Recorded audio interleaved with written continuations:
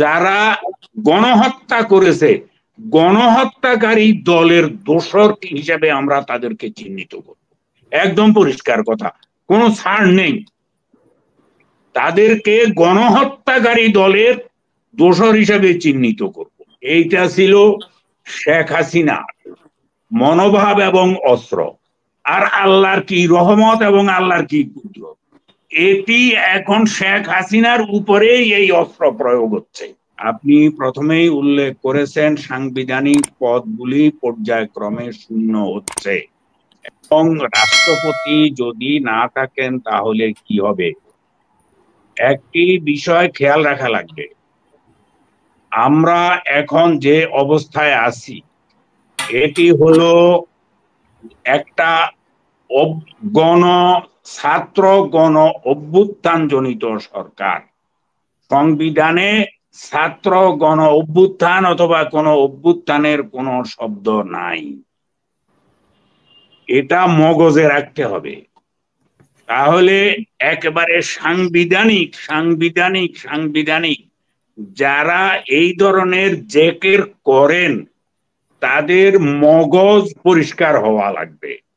এবং আমাদের মহামান্য রাষ্ট্রপতি যদি কোনো কারণে অসুস্থ হন অথবা তিনি যদি দায়িত্ব পালন করতে অপারগ হন অথবা তিনি আল্লাহ না করুক পদত্যাগ করেন, তাহলে এই পদ শূন্য থাকবে না, এটার একটা ব্যবস্থা হয়ে যাবে। কারণ এটি একটি বিপ্লবী সরকার, গণ অভ্যুত্থান জনিত সরকার, এটার একটা ব্যবস্থা হবে। এটা নিয়ে অযথা প্যাঁচ যারা করেন আমরা তাদেরকে চিনি, তারা ওই সেই যারা গণহত্যা করেছে গণহত্যাকারী দলের দোসর হিসেবে আমরা তাদেরকে চিহ্নিত করব। একদম পরিষ্কার কথা, কোনো ছাড় নেই। তাদেরকে গণহত্যাকারী দলের দোসর হিসেবে চিহ্নিত করব। এই পথ পূরণ হয়ে যাবে।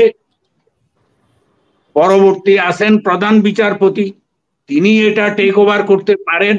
অথবা জনগণ যদি মনে করে, জনগণ এত ঐক্যবদ্ধ যে আপনারা গতকালকেও তো দেখেছেন, গতকালকে 1 মাস পূর্তি উপলক্ষে এই দেশের লক্ষ লক্ষ কোটি কোটি জনতা সারা বাংলাদেশ এর ঘর থেকে বেরিয়ে এসে 1 মাস উদযাপন করেছে অত্যন্ত আনন্দের সঙ্গে।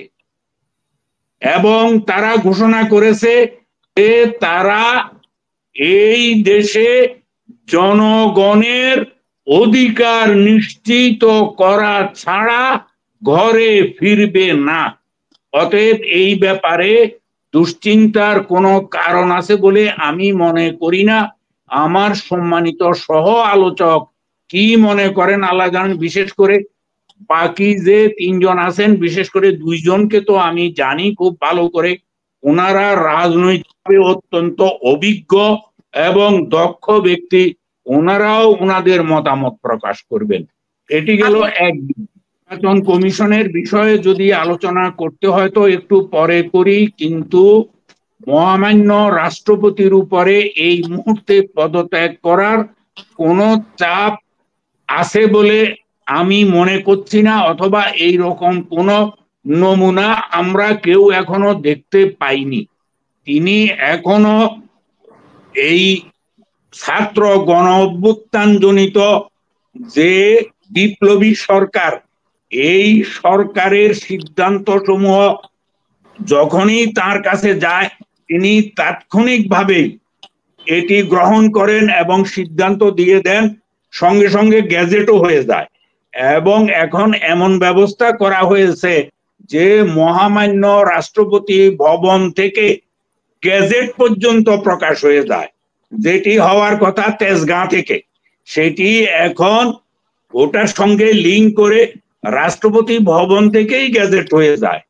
এতটুকু পর্যন্ত আমরা অগ্রসর হয়েছি। অতএব এই বিষয়ে সন্দেহের অথবা এই বিষয়ে দুশ্চিন্তা করার কোনো কারণ ঘটেনি। এবং ইনশাল্লাহ ভবিষ্যতেও ঘটবে না। তার কারণ হলো এই জাতি এখন ঐক্যবদ্ধ, এক পায়ে দাঁড়ানো যে কোনো ভালো কাজ করার জন্য। এখন আসল কথা হলো যে শেখ হাসিনা তো একজন খুনি এবং গণহত্যাকারী। তিনি এমন একজনকে রাষ্ট্রপতি হিসাবে সংসদ থেকে নির্বাচিত করিয়ে এনেছেন, ভেবেছেন যে ওনাকে দিয়ে যা ইচ্ছা তা করানো যাবে। এইটা ছিল শেখ হাসিনা মনোভাব এবং অস্ত্র।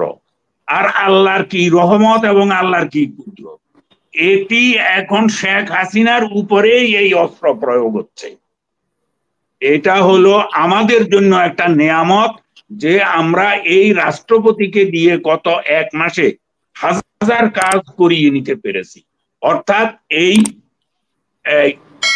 সরকার বর্তমানে যেটি আছে অন্তর্বর্তীকালীন, তারা এই কাজগুলি করিয়ে নিতে পেরেছে, ভয়ের কোনো কারণ নাই।